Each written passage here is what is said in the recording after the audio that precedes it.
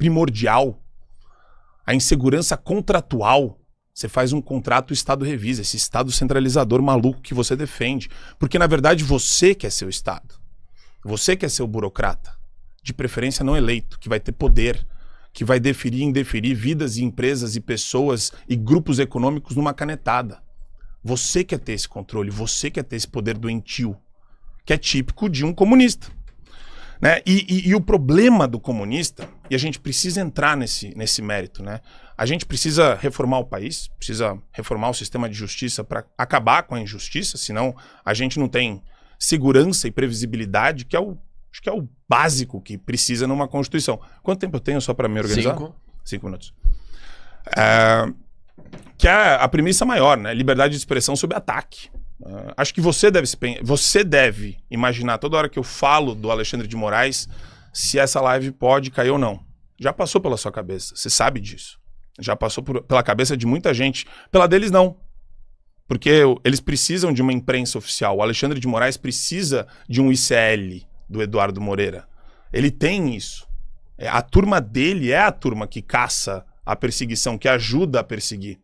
São os que fabricam dossiê, são os que mentem deliberadamente. E aí eu posso falar com tranquilidade. A gente tem que diminuir completamente o sistema de justiça, a gente tem que mudar, reposicionar a federação. Não é uma federação isso, é um Estado unitário, eu tenho falado sempre. Tem que devolver competência e autonomia para os Estados-membros. Essa concentração de poder é típica de regime de esquerda, socialista. A centralização de tudo em Brasília é um absurdo, é um negócio nojento. E então precisa ser feita uma reforma, sim, da federação, sim, do sistema de justiça. A STJ tinha que acabar, é um escárnio, 33 ministros para julgarem uniformização de interpretação da legislação federal, é um absurdo.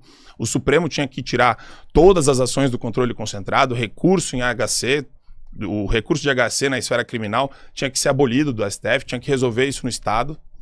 Tem muita coisa para discutir, para fazer de reforma. Porque a gente não pode permitir que essas atrocidades humanitárias aconteçam de novo. E a gente tem que punir o criminoso que as cometeu também. Então, o Brasil, ele precisa, Humberto, a gente precisa passar limpo a história com o Supremo.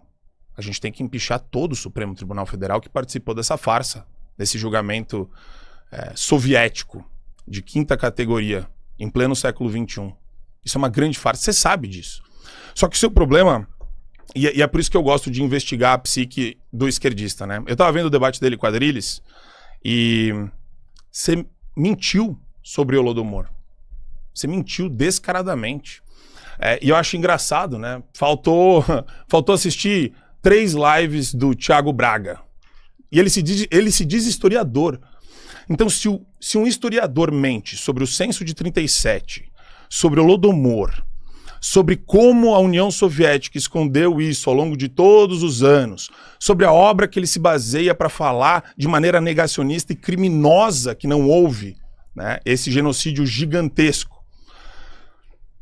Então, se ele é capaz de fazer isso, ele é naturalmente uma pessoa insensível, que vem falar de futuro do Brasil e que eu tenho certeza que ele não sabe responder para mim quem é a pessoa que eu vou perguntar para ele agora.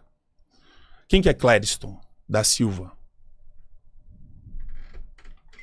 Professor, 3 minutos de réplica. Bom, assim, eu não entendi a resposta que tu tenha dado para minha pergunta. Eu te perguntei sobre concretamente o que fazer para desenvolver o Brasil crescer, para melhorar a vida do povo trabalhador. Eu não consegui entender na tua resposta.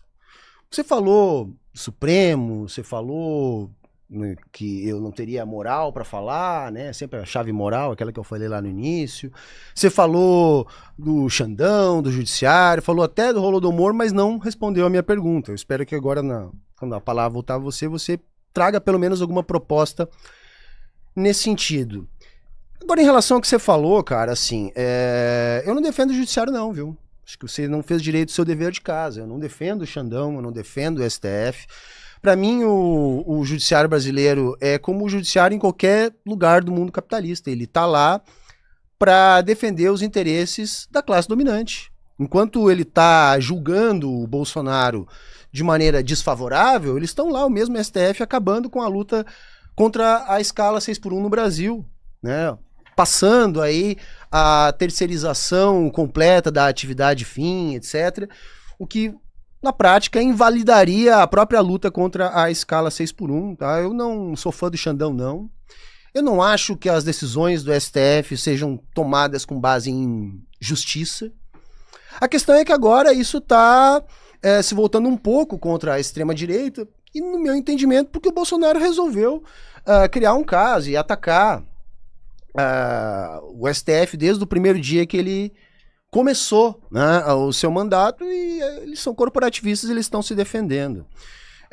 Quanto ao Thiago Braga, ao Holodomor, cara, assim, o Thiago Braga é uma piada, Marco Antônio. Toda a academia de história acha ele uma piada, por quê? Porque ele não sabe fazer pesquisa. Nos vídeos que ele fez sobre o Holodomor, ele cita autores que negam o que ele disse.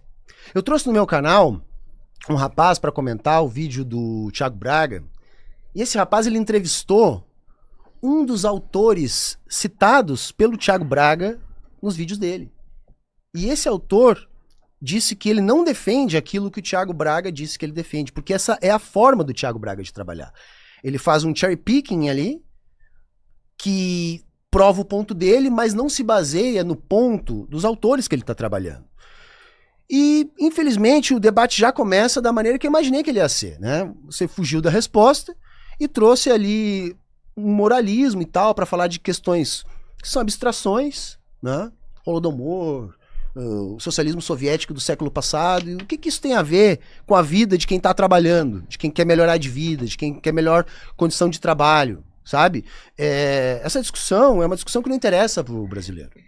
Não interessa pro brasileiro, em hipótese alguma, né? Até porque a gente sabe que houve fome na Ucrânia naquela época, não é essa a questão. A questão que está já bastante debatida na história é a intencionalidade dessa fome, né? Porque é o que aconteceu. Eu não vou me alongar muito mais nisso, já acabou meu tempo, mas eu tenho certeza que você vai voltar nesses assuntos, até porque proposta mesmo eu acho difícil de você conseguir colocar. Marco Antônio, sua primeira pergunta, 2 minutos pra você elaborar ela. Pode. Então vamos lá, respondi sim, já é a primeira mentira do Humberto aqui na nossa conversa. Eu falei de uma reforma estrutural do Poder Judiciário e da Federação, devolvendo poder aos Estados-membros, quer dizer, assuntos para enfrentar, ele vacilou, não enfrentou, porque são 2 tópicos relevantíssimos que remetem à centralização do poder. Então isso prova que o nosso historiador não sabe nada de história também, quando fala do Holodomor. É uma fraude essa questão da intencionalidade, é um escárnio com todo mundo que morreu, com as famílias das pessoas que morreram. É uma palhaçada isso daí, quer dizer, mostra sim mau caratismo, não mostra ignorância, né? Existe dentro do Humberto um desejo irrefreável assim, que ele descobriu de se revestir dessa ideopatia, que é lastimável. Tudo para beneficiar genocídio e morte das pessoas que se insurgem contra esse totalitarismo que está no coração desses caras. Né? É gente, porra, literalmente anticristã que faz um negócio desse, né? Qual que é o seu grande mérito como historiador? Passar pano para regime totalitário, que tesão, que coisa legal, né? Ele mentiu sobre... Aí ele fala de desenvolvimento do país. O maior entrave, sim, é o Poder Judiciário para segurança jurídica e previsibilidade de contratos. Ele fala de terceirização, quer dizer, ele partilha da mesma tese que eu quando fala de segurança contratual, só que ele está do outro lado. Ele veio aqui também e mentiu sobre o CDE. Como é que um cara vai falar de desenvolvimento se ele mente sobre o CDE? Comunista, mentiroso, mentiu. Ele fala, é o dado que o Gustavo Machado deu para mim na Inteligência Limitada, uma palhaçada. Não tem esse negócio de Brasil abaixo do empreguismo público. O dado é uma falsidade e você sabe que é. Você sabe que é uma fabricação. E eu queria saber, de novo, né? Quem é o Clériston que você não respondeu? Que vergonha você não saber quem é. Você fala tanto da direita radical. Professor, 5 minutos. Eu não sei quem é Clériston, cara. Pra mim, assim, o fato de eu não saber o nome de uma pessoa diz pouco. Então quer dizer que a tua proposta, né, para melhorar o Brasil, para ele se desenvolver, para o Brasil crescer, para a vida do trabalhador melhorar, é fazer uma reforma do judiciário. Simples assim. Eu vou reformar o judiciário, eu vou tirar o Xandão, eu vou fazer o impeachment de todos os ministros do STF, e aí o Brasil vai crescer. Mas, Marco, olha só, cara, o que a gente tem de experiência histórica, né, no desenvolvimento do mundo, é que a instituição